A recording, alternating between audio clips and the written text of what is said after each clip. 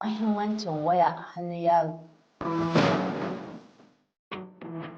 A ce waya wataran tana da amfani kwarai ma zuwa ga yaro. Akwai abubuwan da bai iya gane a cikin karatu wanda mushannin sun ka sa mishi. Inan wurin na sai mu ce waya tana da amfani zuwa ga yaro cikin ɓangaren karatun shi musamman lokacin da yake gida.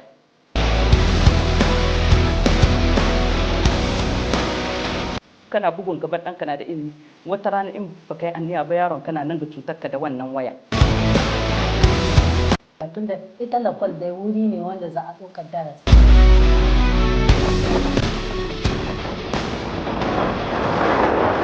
An waya ba ta da wani amfani a lakwal. Ba ta da shi uwaye in sun iya su riƙa riƙiya.